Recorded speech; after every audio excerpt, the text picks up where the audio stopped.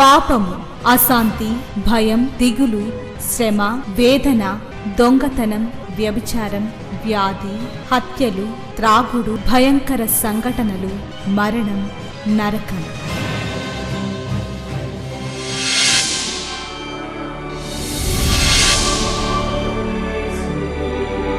సిలువలోనే పాప క్షమాపణ, పరిశుద్ధ జీవితం, ప్రేమ, వాక్య ధ్యానము, నెమ్మది, సహవాసం, నిత్య జీవం.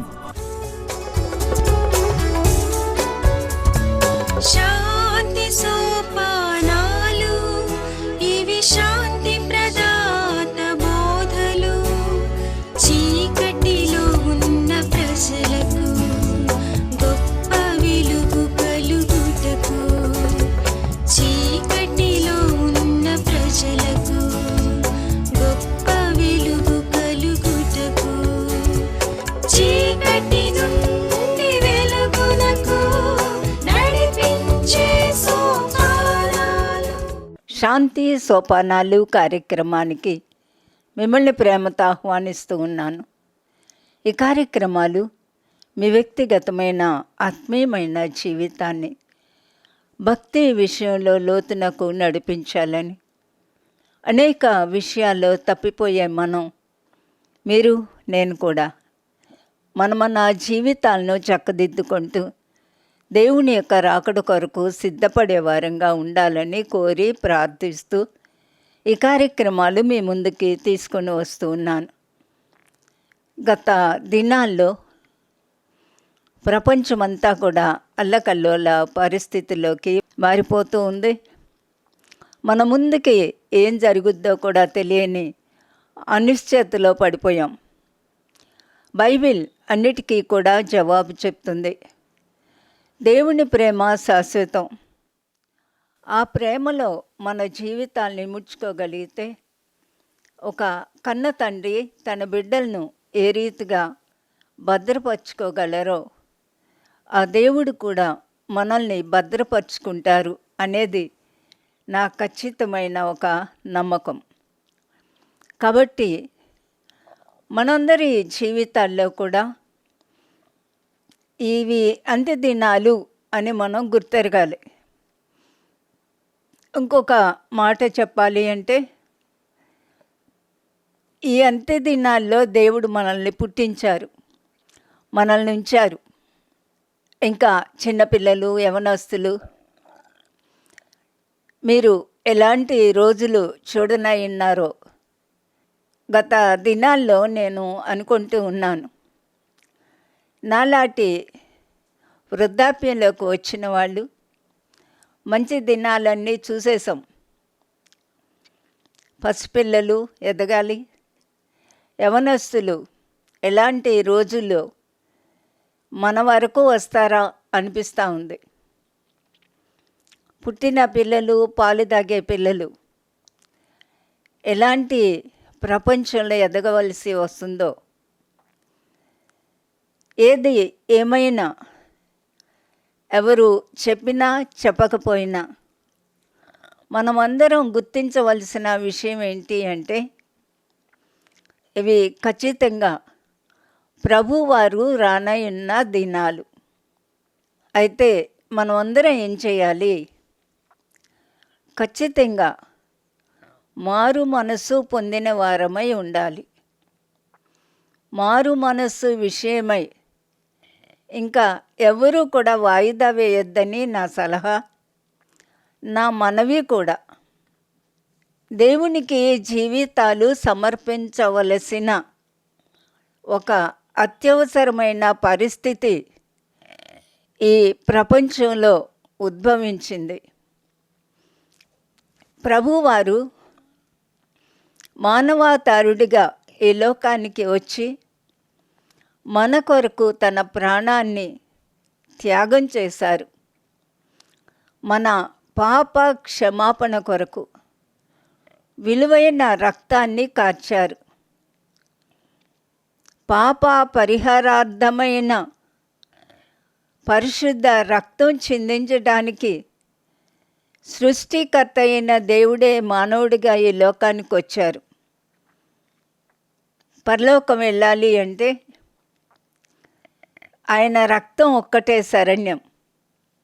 నేను ఎప్పుడూ ఆలోచిస్తూ ఉంటాను, ఈ ప్రపంచంలో పుట్టిన ఏ వ్యక్తి కూడా మానవ రక్షణార్థమై చనిపోలేదు. ప్రతి ఒక్కరూ పాపము అనే చెరలోనే పుడుతూ ఉన్నారు. దేవుని నుండి తప్పిపోయిన మానవునికి పుడుతూ ఉన్నారు. చాలామందికి బైబిల్ అన్నా యేసు అనే అక్షరం అన్నా ఇష్టం ఉండదు. యేసు అంటే రక్షకుడు అని అర్థం. యేసు అంటే ఇష్టం ఉండదు అంటే నాకు ఏ రక్షకుడు అక్కర్లేదు అని అర్థమా?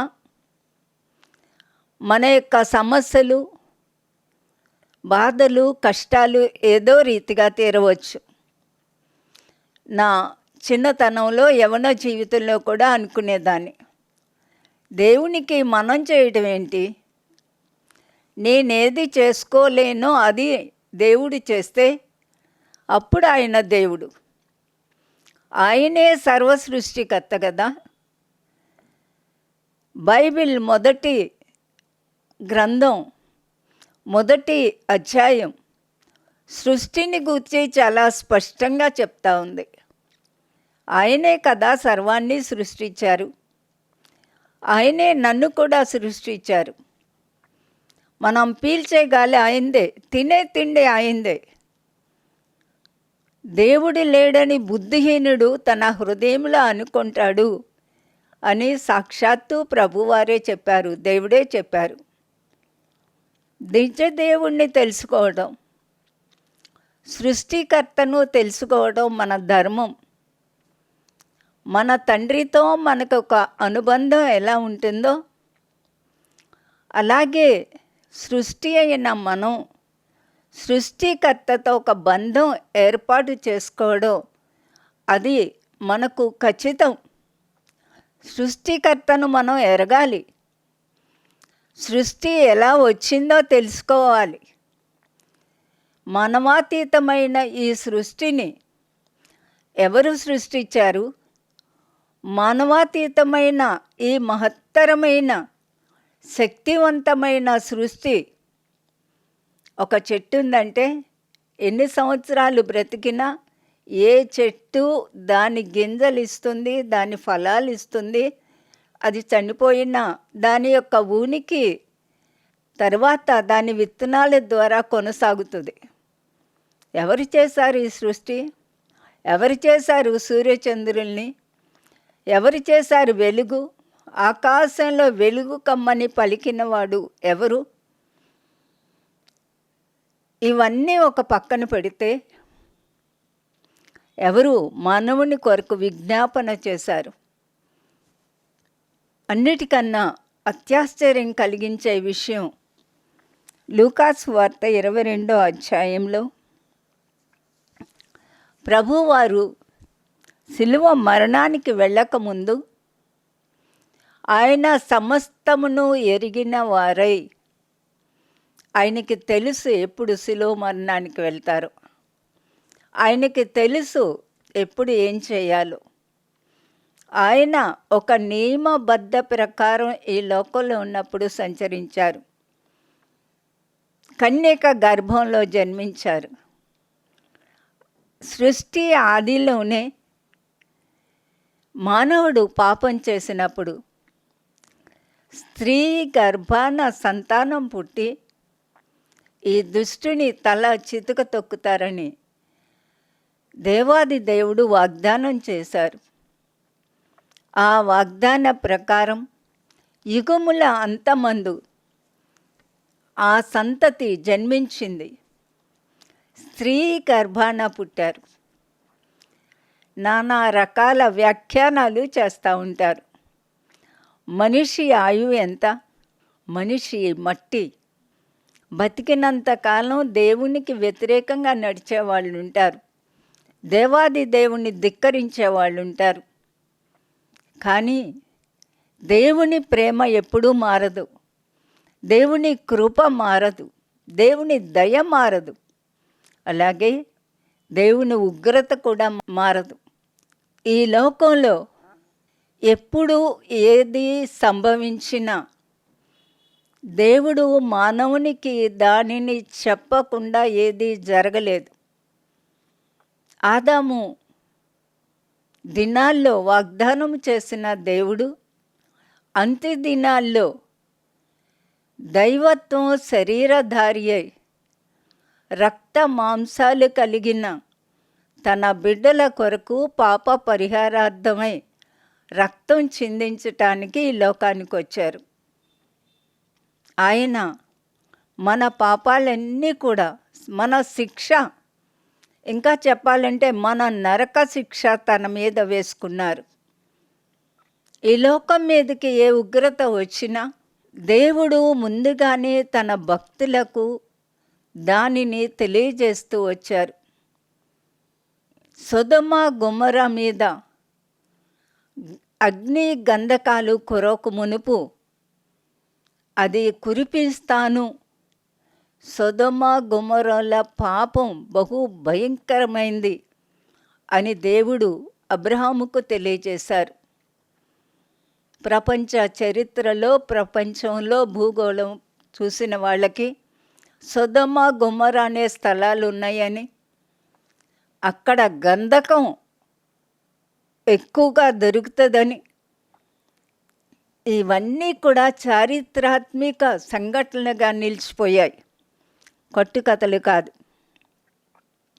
అలాగే దానికన్నా ముందు నోవహు దినాల్లో జలప్రలయాన్ని రప్పించినప్పుడు దేవుడు నోవహు అనే నీతిమంతుణ్ణి కనుగొని ఇలా జలప్రలయం వస్తుంది అని చెప్పారు. ఈ మధ్య ప్రపంచమంతా గగ్గోలు పెట్టి ఒక్కటే మాట్లాడుతూ ఉంది, చంద్రుడు రక్తవర్ణం అవ్వడం.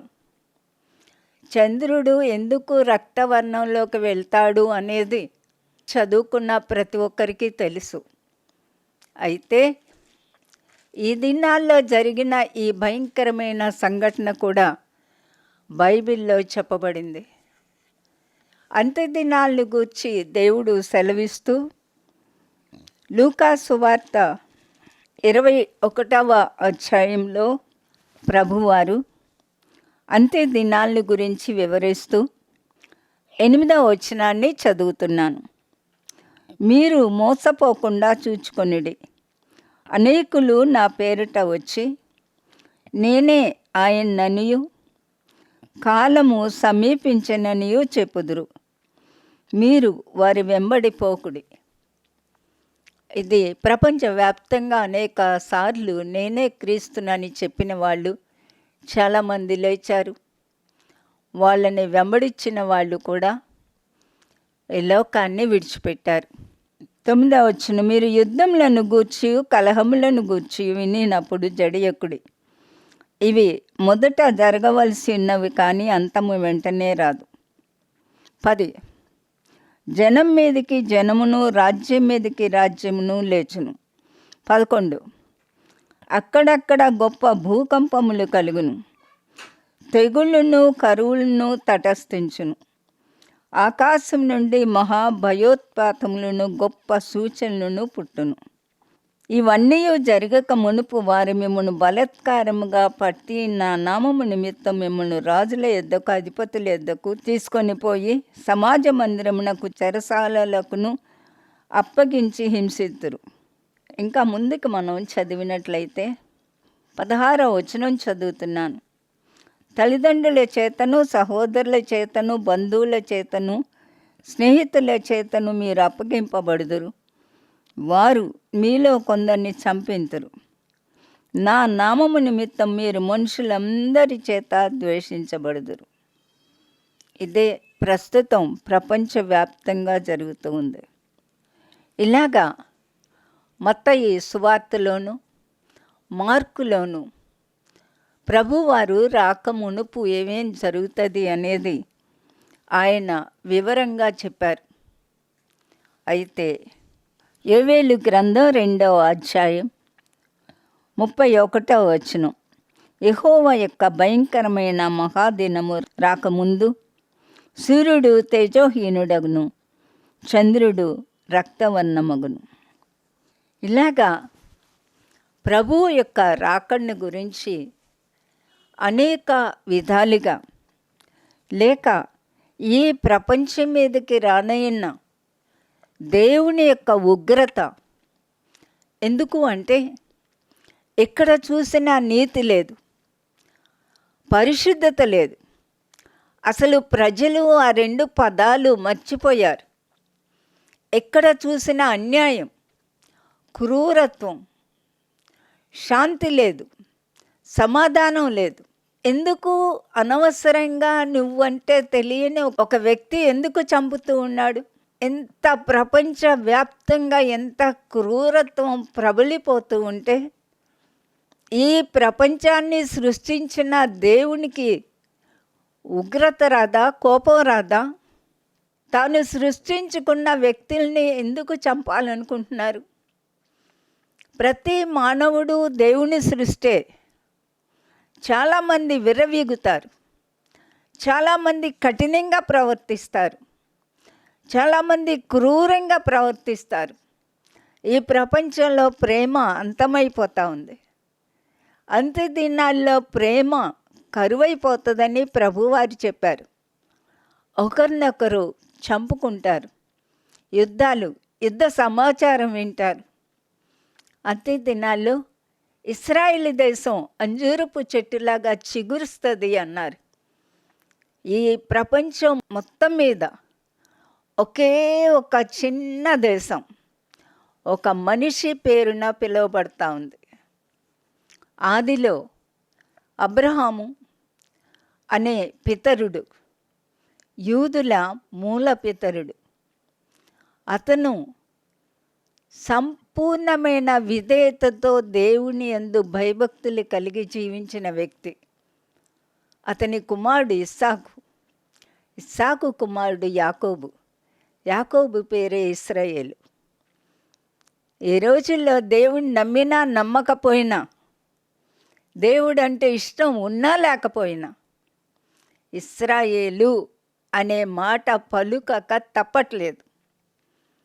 ఇశ్రాయేలు దేశం అని పలుకుతున్నారు కదా.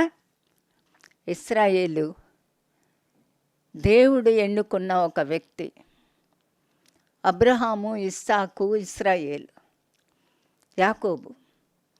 ఆ చిన్న దేశానికి అంత శక్తి ఎక్కడి నుంచి వచ్చింది?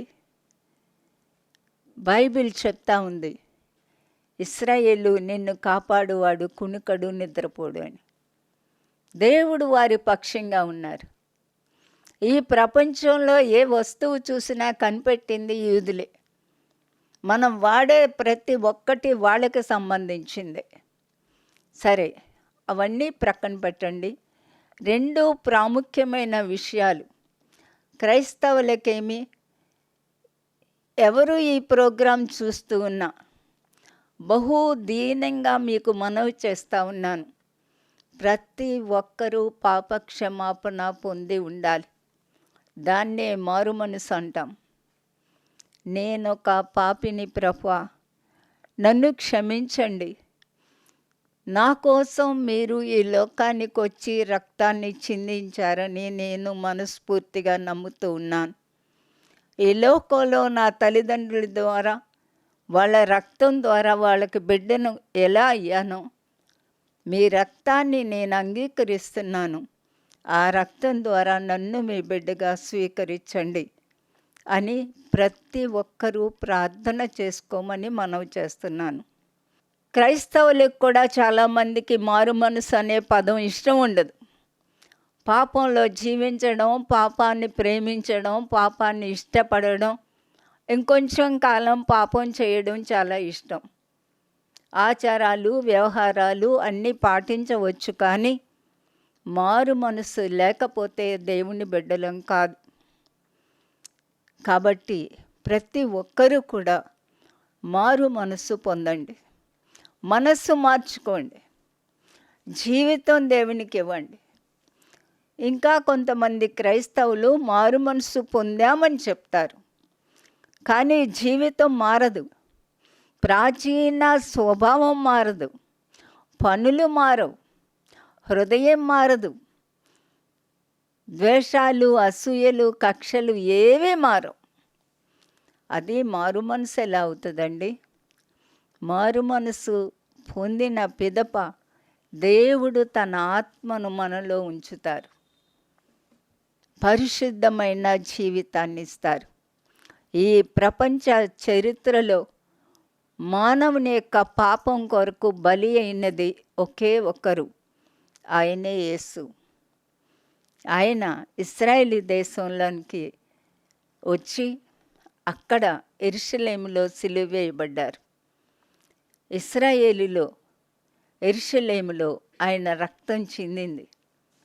ఆయన దేవుడు కాబట్టి ఆయన రక్తం సర్వ ప్రపంచానికి సరిపోతుంది. అయితే చాలా ఆసక్తికరమైన విషయం, చాలాసార్లు నేను ఆలోచించి అందరికీ చెప్పాలని ఆశపడే విషయం, మరునాడు ఆయన సిలువ వేయబడతారనగా గెత్సేమనే అనే తోటలో, గెత్సేమనే అనగా గానుగలో వేసి కొన్ని విత్తనాల్ని తిప్పినప్పుడు ఎలాగా పిప్పై బయటకు ఆ నూనె వస్తుందో ఆ రీతిగా ఆయన గానుగలో వేయబడ్డారు. పాపము అనే గానుగలో వేయబడ్డారు. బయటికి వచ్చిన ఆయన రక్తం సర్వ మానవులకు సరిపోయింది. ఆయన ఆ రాత్రి ఆ శిలువ మరణం కొరకు పొందనైన ఘోరమైన శ్రమ కొరకు ప్రార్థన చేసినప్పుడు ఆయన చెమట రక్తపు బిందువులాగా నేలకారింది. ఇట్టి రీతిగా ప్రార్థన చేసిన వ్యక్తి ఈ భూమి మీద ఎవరైనా ఉన్నారా? సర్వ మానవ కోటి పాప పరిహారార్థమై రక్తం చిందించిన వ్యక్తి ఎవరైనా ఉన్నారా? అందుకే క్రైస్తవులు ఆయన్ని నమ్ముకుంటారు. మేమందరం నమ్ముకుంది ఆయనకే. అందుకే మనశ్శాంతి లేక 20 సంవత్సరాలలోపు చచ్చిపోవాలనుకున్న వ్యక్తిని నేను. డబ్బు, ఈ లోకంలో పరపతి, తెలివి, జ్ఞానం ఏదీ మనశ్శాంతి ఇవ్వలేదు. మనిషి ఎందుకు పుట్టాడు? చచ్చిపోతే ఎక్కడికి వెళ్తాడు? ప్రతి ఒక్కరూ ప్రయాణం చేసి మరణంలో అంతమైపోతారు. దేవుడు ఉన్నాడన్నా లేడన్నా అందరూ మరణం ఎదుర్కోవాల్సిందే. మనిషి ఆయుష్ 70 సంవత్సరాలు దేవుడు చెప్పారు. 80, 90, 100 నువ్వు ఎంతకాలం అన్నా బతుకు. అంతం ఎక్కడ గడపబోతున్నావు అనేది చాలా ప్రాముఖ్యమైన విషయం. క్రైస్తవులు కూడా మారు మనసు పొందాము అంటే కాదు, పరిశుద్ధమైన జీవితంలోకి రావాలి. తిండి వలన, మత్తు వలన మీ జీవితాలు హఠాత్తుగా దేవుణ్ణి ఎదుర్కోవలసిన పరిస్థితి వస్తుందేమో, జాగ్రత్త అని ప్రభువారు చెప్పారు. కాబట్టి దేవుడు ఈ భూమి మీదకు వచ్చే ఆ దినాన్ని ఎలా ఎదుర్కోగలమో మనము సిద్ధపడడం మంచిది. ఇదే అంశాన్ని మనం కొనసాగించుకుంటాం. ప్రార్థన చేద్దాం. ప్రేమ కలిగిన మా ప్రియమైన పరలోకపు తండ్రి, మీకు వందనాలు ప్రభా, స్తోత్రాలు నాయన. మానవునకు తెలియచెప్పకుండా ఈ లోకం మీదకి ఏ ఉగ్రతను మీరు రానివ్వలేదు స్వామి. ఈ మాటలు వినే ప్రతి ఒక్కరూ కూడా భయంకరమైన ఉగ్రత దినాన్ని గ్రహించుకొని అర్థం చేసుకొని మీ కాపుదల భద్రతలోనికి పరిగెత్తుకొని రావడానికి సహాయం చేయండి. ఈ సందేశం ప్రతి ఒక్కరికి ఒక మేల్కొల్పుగా చేయమని ప్రార్థిస్తూ యేసు నామమున వేడుకుంటున్నాను తండ్రి, ఆమేన్. మహాదేవుడు మన ప్రభువు రక్షకుడునైన యేసుక్రీస్తు కృపా, దేవుని ప్రేమ, పరిశుద్ధాత్మనిత్య సన్నిధి సహవాసం కూడి వచ్చిన మనందరికీ సదా తోడైండి నిత్యత్వాన్ని గూర్చిన నిరీక్షణతో కూడిన జీవితాలలోనికి నడిపించును గాక. ఆమేన్. దేవుడు మనందరి హృదయాలు తెరిచి ఆయనలో సురక్షితంగా ఉండటానికి, ఆ పరిశుద్ధత, ప్రేమ, క్షమాపణ పొందటానికి సహాయం చేయనుగాక. దేవుడు మిమ్మల్ని జ్ఞాపకం చేసుకొనుగాక. మా address Shrimati Joy Sam Benny, Emmanuel church 1-146 S Atchutapuram, Kakinada 4. మా ఫోన్ నంబర్స్ 944-010-9893 మరియు 0884-237-6793. మరలా ఇదే సమయానికి ఇదే ఛానల్లో మనం కలుసుకుందాం. Thank you.